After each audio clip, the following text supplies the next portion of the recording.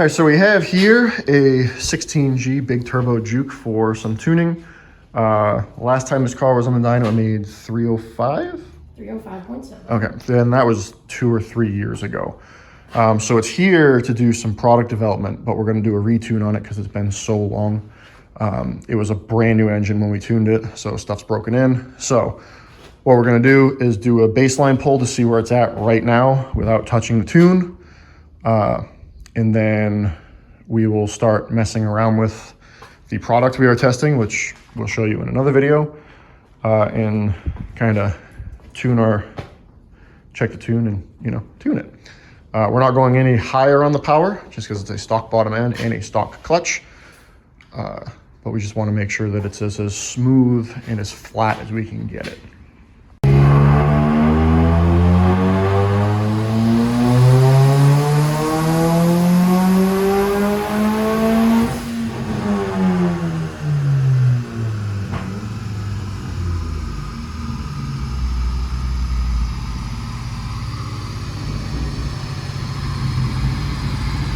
All right, so that is a lot of power missing from old to new.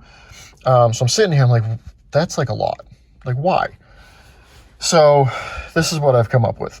It made 305 on 18 pounds of boost. And on this turbo setup, which I've installed a lot of, I do remember saying, wow, that's really good. Like, it's usually 20, 21 pounds of boost to do that. On this dyno anyway. So what I'm thinking is this has 40,000 miles on it since then. Yep.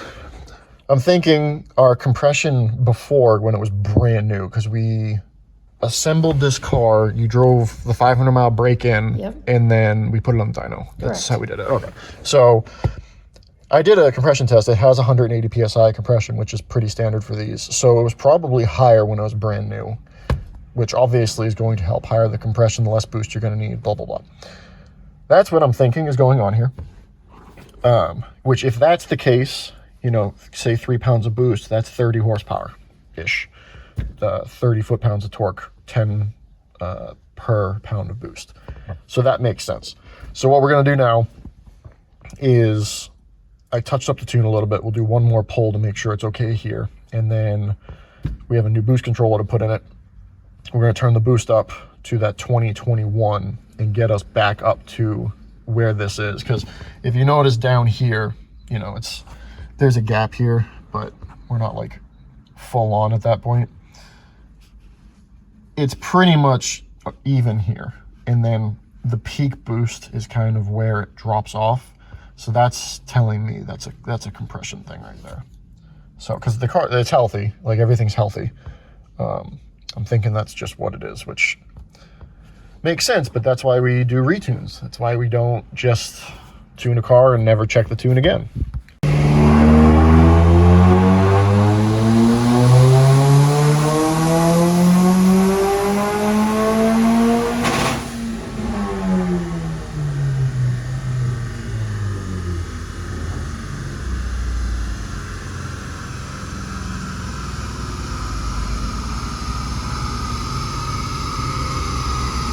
Right, so it made the same-ish peak power. Things have leveled out a lot better here. This dip right here, already adjusted that in the tune. But again, 18 pounds of boost. It holds the boost. That's this red line here. It holds the boost great the whole way through. Everything is healthy. This spot right here is where that dip is, which I already took care of that. Everything else is healthy. So it just needs that more boost, like I said. The engine's just broken in now. So we're gonna go ahead and swap out this boost controller, which you'll see in a different video. And then we'll see what we get. All right, we got 21 pounds of boost, which is what we were aiming for. So now we can, 20 pounds of boost-ish. Now we can actually do the tune.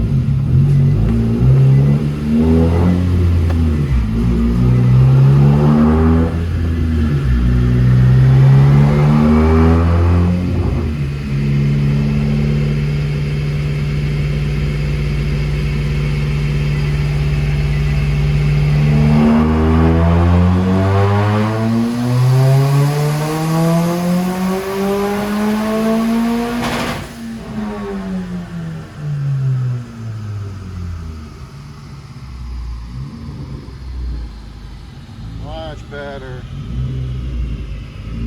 That was... Shake, 293 horsepower. So, let's look over the data log and see where we're at. So compared to the 305 graph, which would be your thicker line, it's coming on earlier, the torque, and you know, it's making slightly less the whole way through, but you know, I still got tuning to do. The air-fuel ratio wasn't great. It made 22-ish pounds of boost up towards the top, making less than that down here, but with this kind of boost controller, you're kind of limited to whatever you get. So yeah, it held. So that 36 isn't how many pounds of boost it is, minus 14 from that, and that's how much boost you're getting. So down when the boost comes on, we're making about 20, and it's rising to about 22 towards the top, which is fine. As you can see, our air-fuel ratio and corrections are a little wonky, so we're gonna dial that in. You know, again, car's got some miles on it now, so we're not expecting to make the exact same graph. We're also in completely different weather conditions.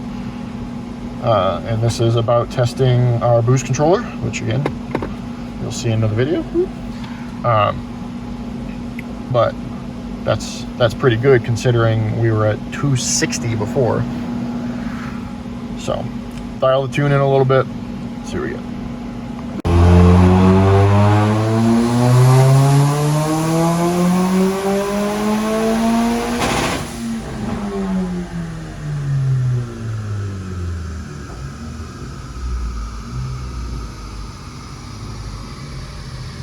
Much better. So it made 25 pounds that time, probably because it had way more fuel in it this time around, and a couple other things that I changed the tune, so we're going to do another pull.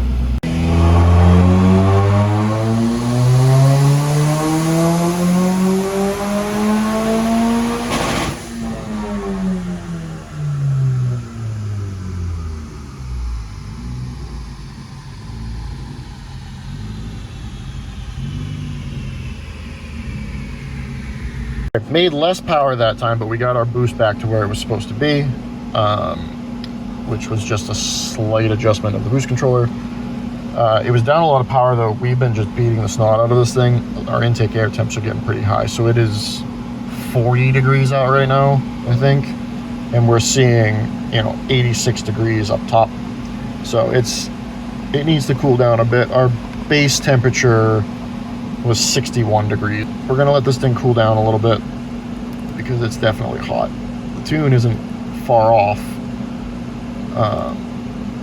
The boost is where we want it now, where we're comfortable, and we gotta put just a little bit more fuel here in the middle so the correction factor is not as high.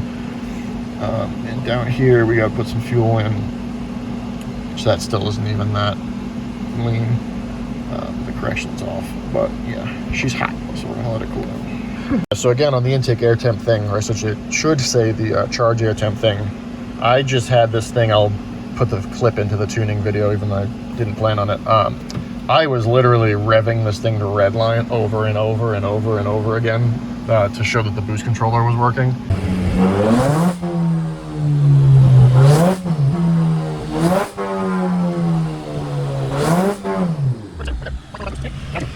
So it took a while for it to get heat soaked like that, but you know, when you beat the snot out of it enough times, it's kind of gonna happen. So we're gonna finish letting this load, and then we'll let the car sit, cool down for a little bit, and then we'll do one more.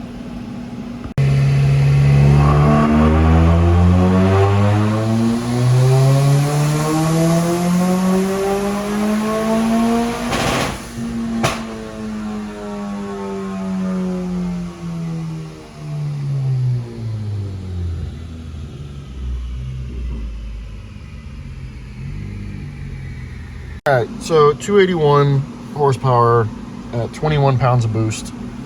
So we just had a discussion, you know, going for a number, not really worth it to run more boost. Obviously, more boost to run, more likely something bad can happen. So we're gonna call it here. Compared to when it first got here, which is the most important thing to look at, it's picked up absolutely everywhere. So there's definitely, you know, that's good. That's very good.